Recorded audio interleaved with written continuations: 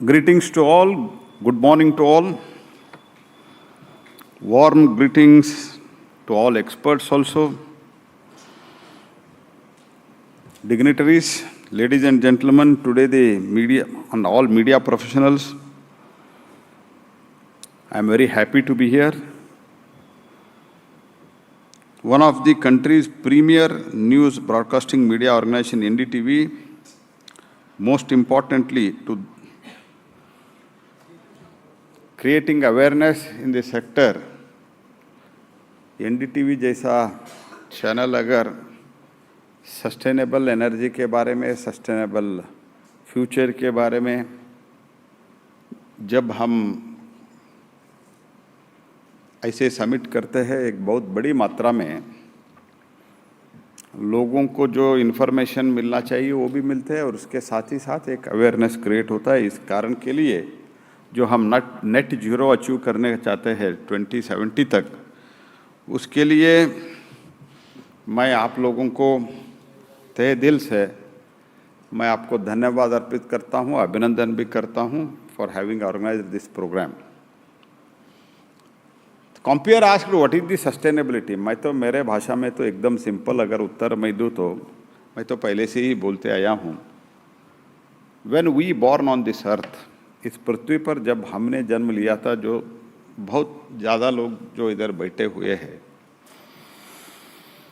This earth was safe to us. We have to leave this earth safe to the next generation also. That is the sustainable earth और sustainable future for us. This is what I firmly believe. तो इसके लिए हमको काम करना है और I think अभी तो तो शायद अभी सीज़न चल रहा है, ऐसे मैं मानता हूँ। कल भी एक दो मीडिया का इवेंट था, आज सुबह इंडिया टुडे का था, उन्होंने मुझे पूरा एक पौना घंटा ग्रिल किया। तो अभी तो एनडीटीवी है और शायद और 2-3 दिन में और दो कई है। तो ये सीज़न चल रहा है, सभी media. I am very happy about it, but I am really happy and thankful to you, because जितना हम इसमें अवेयरनेस क्रिएट करते हैं, that will be really helpful to us. And I think Indians are very naturally aligned with the renewable energy even without realizing its essence in our daily lives.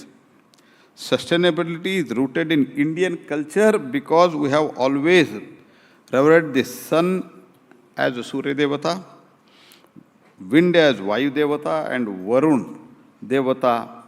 तो hydro जो बोलते हैं वरुण देवता है. ये significantly the pure nature of the water. We have grown up with values that are associated with our modern renewable energy movement. तो पहले से ही हम जब हमारे पूर्वजों में सूर्य का आराधन करना, कर्ण को सूर्य पुत्र बोलते थे हम, ये सब देखते तो one thing is that we were very much sure that अगर कोई भी एनर्जाइज करते हैं तो दुनिया को वो सूर्य है, इसीलिए सूर्य का उपासना करते हैं. आज भी सूर्य नमस्कार क्यों करते हैं? जो व्यायाम करते हैं, सूर्य को नमस्कार करके आप व्यायाम शुरू करते हैं. तो ये आसन है. सूर्य नमस्कार क्या है? आसन है. जब आप सूर्य को नमस्कार करके शुरू करते हैं तो आपको एनर्जी ज़्यादा मिलता है. यही एक सोच है ना. जब भी आपका कुछ विटामिन डेफिशिएंसी होता है, शायद विटामिन सी और कुछ है, आपको क्या बोलते हैं doctor? Vitamin B, D sorry, vitamin D जब डेफिशिएट होते हैं, क्या बोलते हैं? सुबह जब सूर्य किरण पहले का जो सूर्योदय होता है, तब जाके बाहर बैठो, आपका ठीक हो जाएगा. मीन्स शुरुआत से ही हमारे लोगों में ये इसमें एनर्जी है, ये हमको पक्का था. तो इसलिए मैं समझता हूँ इसको अभी टेक्नोलॉजिकल टच देके इसका एनर्जी जो सूर्य और वायु के द्वारा हमको जो एनर्जी पहले से ही मिलता था, बायोफ्यूल के बारे में भी बात करते हैं. काऊ डंग से तो हम पहले से ही उसका यूज़ करके हीटिंग वगैरह करना एक स्वाभाविक प्रक्रिया था हमारा। तो आजकल उसको एक पक्का व्यवस्था में करके हम आगे बढ़ने का जो सोच रहे हैं, दैट इज़ टेक्नोलॉजिकल एडवांसमेंट। वो तो जब तक हम ठीक तरह से एक चैनलाइज करके एक टेक्नोलॉजी के साथ जब करेंगे, तब नेचुरली हमको पूरा शिफ्ट होने के लिए धीरे धीरे हम पूरा शिफ्ट हो सकते हैं। I am very fortunate to have been given the chance to handle the wide area of the portfolio which is responsible for the fulfilling the energy needs of the nation. As a new and renewable energy minister now, my mission is to work relentlessly for the cleaner and sustainable future of India, while we are driven by the target to achieve 500 gigawatt of non-fossil fuel energy capacity by 2030. And there are several steps the government is taking to become the Vikasit Bharat in renewable energy. Overall विकसित बनने के लिए overall sustainable हमको बनना ही है, क्योंकि हमारा पास power है, हमारे पास पैसा है, सब कुछ है, इंफ्रास्ट्रक्चर है। अगर ये पृथ्वी हमको सेफ नहीं है तो आगे हमको करना क्या है? तो इसीलिए सोच में जो बदलाव हमको लाना है, ये सोच में बदलाव लाना है। बार बार प्रधानमंत्री जी कहते रहते हैं, गांधी जी का स्पेशलिटी था क्या था? महात्मा गांधी जी का स्पेशलिटी ये था कि he used to convert the movement into a mass movement. वो मास मूवमेंट हमको इसमें भी करने का जरूरत है। When we convert it into mass movement, लोग थोड़ा टेक्नोलॉजी के कारण और किसी कारण अगर थोड़ा शुरुआत में कॉस्ट ज़्यादा देना पड़ता है तो भी जो पीपल अफोर्डेबल है वो मानते हैं। So we have to convert this movement into a mass movement and the peoples movement. As the union minister of coal and mines in my previous stint, मुझे निकुंज जी पूछ रहे तो एक तो आप तो एकदम अपोजिट डायरेक्शन में आ गया। तो मैं इंडिया टुडे टीवी में भी अभी उधर तो क्वेश्चन आंसर था, मैं उधर भी बताया, देखो एनर्जी सिक्योरिटी भी देना है और ग्रेजुअली शिफ्ट भी करना है। एक दिन में शिफ्ट नहीं होता है, क्योंकि हमारा जो पोल्यूशन है, कंजम्पशन ऑफ इलेक्ट्रिसिटी है, कंजम्पशन ऑफ पावर है, दुनिया के कंपैरिजन में, यूएस के कंपैरिजन में हम 1/3 1/4 नहीं करते हैं, 1/13 करते हैं। दुनिया के कंपैरिजन में 1/3 और 1/4 करते हैं। चीना से कंपैरिजन में 1/5 और 1/6 करते हैं। तो in spite of that Bharat में सृष्टि को एक देवता माना गया है। कर्नाटक में एक स्वामी जी 20-25 साल पहले एक स्वामी जी रहते थे। He never used to pluck the flowers from the trees because उनको ये लगता था इसको पेन हो जाएगा, इसीलिए जो नीचे पड़ते थे वो लेके पूजा करता था। This is how we have treated the सृष्टि, nature. So having that much regard to the nature from the beginning, हमारे पूर्वजों ने इतना रिगार्ड्स किया है, इतना पूजा किया है सृष्टि का। तो हम किसी लिए गंगा को गंगा माता बोलते थे। जब हम गंगा माता बोलते हैं, हम पेड़ को पूजा करते हैं, लोग हंसते थे। क्यों करते थे? जब आप बोलते थे ये माँ है, ये देवता है, ये गॉड है, जब ऐसे बोलते थे नेचुरली इसका प्रोटेक्शन होता था। जब ये विचार दुनिया में नहीं था, ये तो ज़्यादा खराब होना शुरू हो गया है। तो लेकिन भारत में ये वैल्यूज़ अभी भी है। इसको जो इसमें एनर्जी भी है उसको टेक्नोलॉजिकल कन्वर्शन हम करके सस्टेनेबल बनाना हमारा सबका कर्तव्य है, क्योंकि we have to keep the earth safe for the next generation. That should be our commitment, then only it is possible. This is my firm belief. And as the Union Minister of Coal and Mines, and many of would have know aware that the strides of the government had taken to cater the burgeoning energy needs to support one of the fastest growing economies of the world, with the coal sector achieving 1 billion ton of the production the first time in independent India. At the Ministry of Mines, we spearheaded the request of the India's critical and strategic minerals, with the focus shifting to the electric vehicles. wind and solar energy, and the battery storage, recognizing the vulnerabilities associated with the demand supply of the critical minerals. The first ever auction of the critical and the strategic minerals was launched in 2023. What are the critical minerals? ये भी भारत को critical क्या है? मैं किसी party को criticise करने के लिए ये प्लेटफॉर्म में उपयोग नहीं करता हूं, लेकिन मैं एक चीज तो जरूर बताना चाहता हूं. What are the critical minerals for India that was not being listed out till Narendra Modi took over? This was the situation. But we did it. Today, there is exploration going on. There is mining. First tranche of auction for the mining for the critical mines has happened. Offshore में जो mining दुनिया में बहुत जगह होता है, भारत में नहीं होता था, उधर भी क्रिटिकल मिनरल है. वो क्रिटिकल मिनरल के बारे में हमने अभी भारत के लिए कितना minerals, which are the minerals they are really critical to India that we have identified, and उसका अभी माइनिंग शुरू हो रहा है. उसमें कुछ थोड़ी मात्रा में हमको लिथियम भी मिल सकते हैं, कोबाल्ट भी मिल सकते हैं, and we are acquiring the stake outside the country also. By that ये स्टोरेज का जो प्रॉब्लम है, वो स्टोरेज का प्रॉब्लम एड्रेस करने का भी है, उसमें कोशिश कर रहे हैं. उसमें भी PLI वगैरह के साथ हम आगे बढ़ेंगे. Why I am reiterating that I am fortunate to be handling the new and renewable energy sector now is because India's energy basket is filled with the possibilities, and I believe renewable sector will be at the very core transformational growth that will pave way for the brighter tomorrow. I am personally delighted because having handled the portfolios of the coal and mines, and now renewable energy, RE space under Narendra Modi helping to build the balanced energy ecosystem in the country. Reforms unleashed under the Prime Minister Modi in last 10 years in the RE sector has helped the India stand fourth globally in renewable energy installed capacity, fourth in wind installed capacity, fifth in solar capacity. We at MNRE working on comprehensive all-encompassing approach that includes the government policy, technological advancements, and involves the communities. The government approach is the solution-oriented.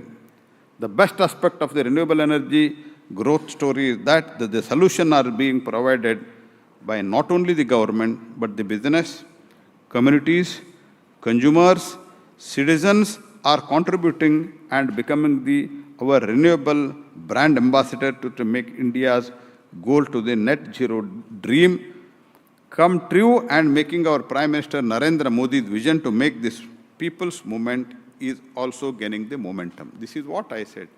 The people who are, it is maybe consumers or the people who are providing the facility, government, policymakers, all put together, when we work, these innovations will naturally come out, and they are providing the solutions also. The results are starting to show with a remarkable growth in the renewable energy capacity. From 76 gigawatt back in 2014, we have more than 203 gigawatt capacity of the renewable energy. That is 165% growth in last 10 years. The solar capacity in India has reached from 12.5 gigawatt in 2014. In last 10 years, we had achieved more than 84 gigawatt till May 2024, which is about 30 times more in just 10 years. Even the wind installed capacity, it was 2.2 times jump in the last 10 years, from 21 gigawatt to 46 gigawatt as of now. There has been 76% decrease in the tariff of the grid-connected solar power plants. That was almost 11 rupees in 2010-11, and today it is 2.60 rupees, 2.60 in 23-24.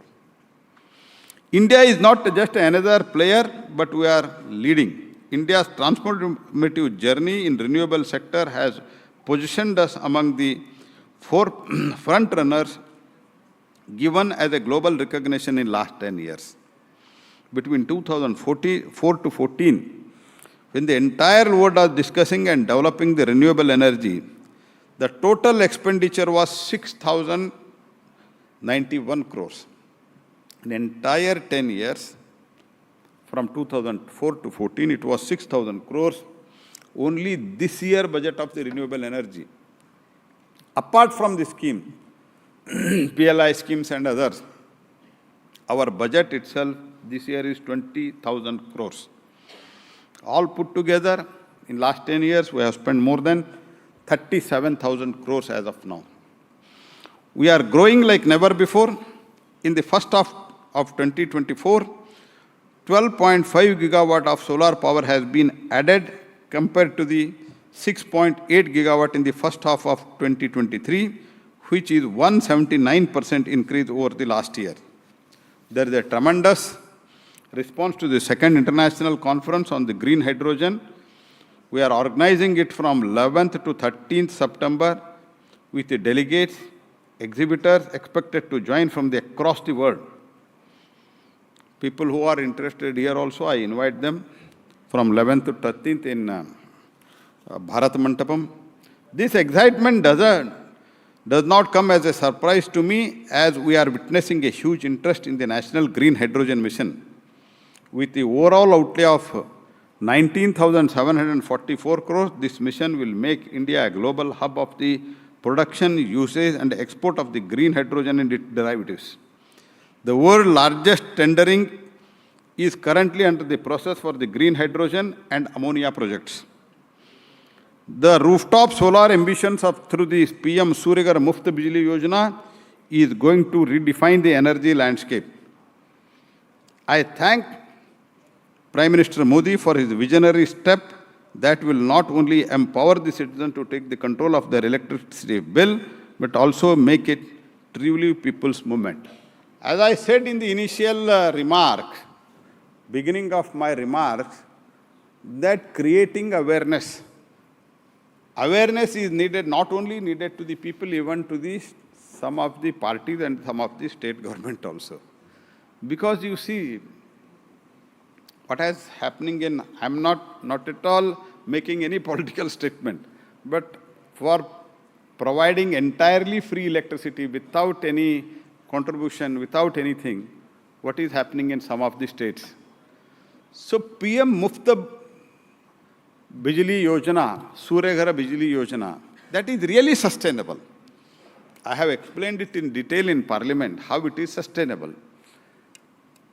Around 300 units it can generate, and out of that, in a common house where 5 to 6 people stay, there we need around 100 to 150 units of the electricity, and remaining you can sell it to the DISCOM, and net meter will be provided, and even in night DISCOM should supply, and RPO obligation is already there, that it can really become sustainable, and that will become free also. They need to invest, and for that collateral fee loan is arranged at just 6 to 7%. तो otherwise क्या हो रहा है, हम electricity free देंगे, हमको vote दे दो, भाषण करते हैं, बाद में स्टेट फ्री इलेक्ट्रिसिटी नहीं देता है, इलेक्ट्रिसिटी से फ्री हो जा रहा है. This is a very dangerous trend. तो इसीलिए renewable can do away with all these problems. So we need to address it. Awareness is needed for this. Awareness सिर्फ ठीक है, हम तो आज कल जो होने वाला है होंगे, ऐसे भी देखने वाले हैं. चारवाक जैसे लोग उस टाइम भी था, अभी भी है. रम करता घृतम प्रवेत उस टाइम भी बोलते थे, अभी भी बोलने वाले लोग हैं. कल के लिए क्यों सोचना है, आज जो करना है करो, ऐसे बोलने वाला है. ठीक है, कम से कम इसके लिए तो चाहिए ना. ये भी अवेयरनेस क्रिएट करना एक बहुत ही इम्पॉर्टेंट अहम बात है, ऐसे मैं मानता हूँ. PM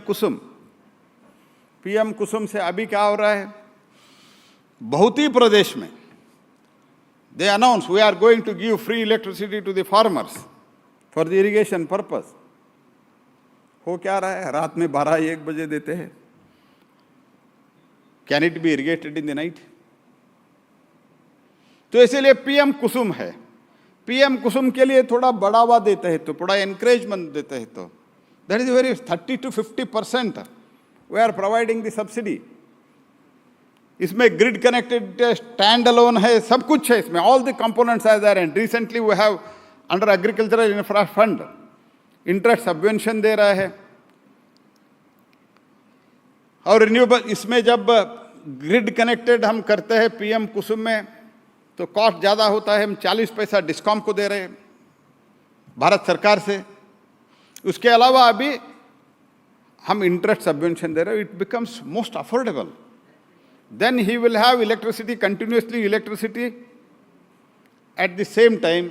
ये जो प्रॉब्लम है रात को, मुझे अभी अभी भाई 1 महीने पहले मैंने जब मेरे कॉन्स्टिट्यूंसी में गया था, मेरे पास आवेदन पत्र है। आवेदन पत्र में क्या था, सर रात को 2 बजे हमको इरिगेशन के लिए इलेक्ट्रिसिटी सप्लाई करते हैं कर्नाटक में, और 2 बजे हम कैसे जाके पानी का प्रबंध करना है, इरिगेशन का व्यवस्था करना है। तो PM Kusum is the best solution for that.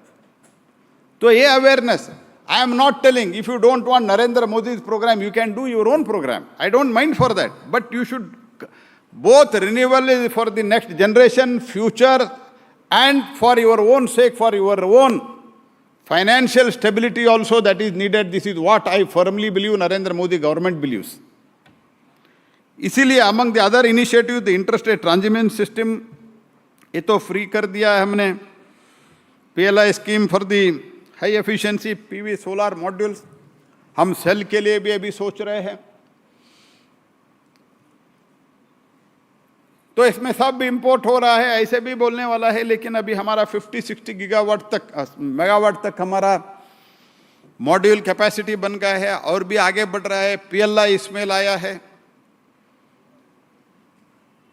Cell के लिए भी हमारा एक्टिव कंसिडरेशन में है। तो overall what I mean to say is, green hydrogen में हमारा काम चल रहा है। इलेक्ट्रोलाइजर में हमारा दोनों ट्रांच का बिड अलॉटमेंट हो चुके हैं। 4,12,000 metric ton per year capacity का PLI ग्रीन हाइड्रोजन का हो गया है। ग्रीन अमोनिया का हमने बिड ओपन कर दिया है, that is in the final stage. मैं एक गर्व से एक बात आपको कह सकता हूं, जो भी इनोवेशंस है दुनिया में, प्रमुख इनोवेशंस जो है, अनुसंधान जो है, from vaccine to the green hydrogen, जो भी है दुनिया में होने के बाद 10, 20 साल, 50 साल के बाद भारत में उसका शुरू होता था सोचना। लेकिन पहली बार वैक्सीन भी इंडिया में इंडियन ओरिजिन वैक्सीन बना। और ग्रीन हाइड्रोजन में when other developed countries have started about the activity and the innovation, discovery, R&D, और इसमें पैसा लगा रहे हैं, ऐसे एकदम खुला बोलना है तो जब चाइना US लगा रहे हैं, उससे पहले अगर पहली बार सोचा है तो वो भारत में ग्रीन हाइड्रोजन में हमने सोचा है। We will become the leader as far as green hydrogen is concern. This is my firm assurance to the country through you. We are going to become leader in that.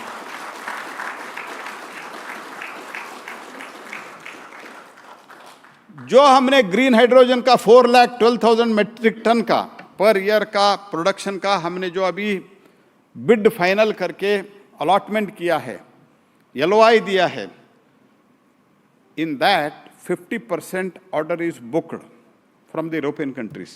Export के लिए book हो गया है, उसमें ammonia convert करके हमको भेज दो। That is booked, firmly booked. Bharat के इस कैपेसिटी पर लोगों को विश्वास है। एक तो ओवरऑल हमारा जो फाइनेंशियल स्टेबिलिटी के साथ ही साथ नेक्स्ट जनरेशन के लिए ये सस्टेनेबिलिटी जो है उसको करना है। अभी अभी इस बीच में मुझे बेंगलुरु में कोई मुझे बता रहे थे, वेदर इट इज साइंटिफिक और not I don't know, but people were telling previously there used to be comparative ratio, I am telling, there used to be 7 trees for 1 person. 7 trees for 1 person. Today, For 7 person, there is not even one tree. कहाँ जा रहे हैं हम? What is going to happen? कहाँ से आज आपको अच्छा एयर मिलेगा? पोल्यूशन होता है, पोल्यूशन होता है, पोल्यूशन होता है, तो इससे समाधान नहीं हो सकता है जी.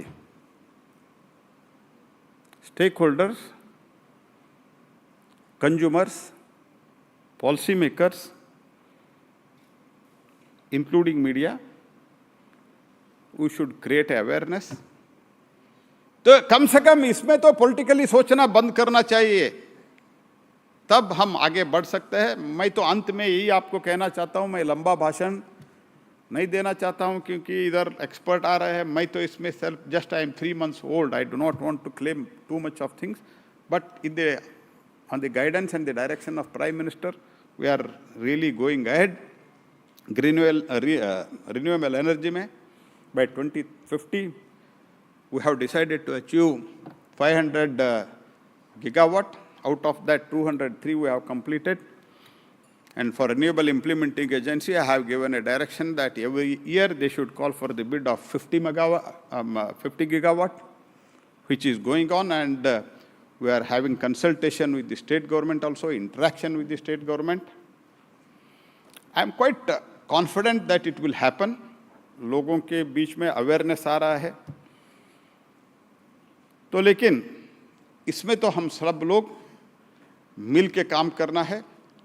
Together we can work, we can make this earth safe to the next generation and also bring the financial stability to the various states and the parties who believe that announcing the free, we can get the, instead of giving the power, energy to the people, we can get the power. ऐसे जो सोचते हैं ना, उन लोगों को तो ये बहुत अच्छा सस्टेनेबल मॉडल है. पॉलिटिकल सस्टेनेबिलिटी भी होगा और नेचुरल सस्टेनेबिलिटी होगा. मैं एनडीटीवी को ये बहुत अच्छा आपने ऑर्गेनाइज किया है, बहुत एक्सपर्ट इधर आए हुए हैं, यूथ्स आए हुए हैं. तो इस अवेयरनेस के लिए निकुंज जी, आपको आपके पूरा जो टीम है, मैं बहुत बहुत धन्यवाद अर्पित करते हुए मेरा वाणी को विराम देता हूँ. धन्यवाद, नमस्कार.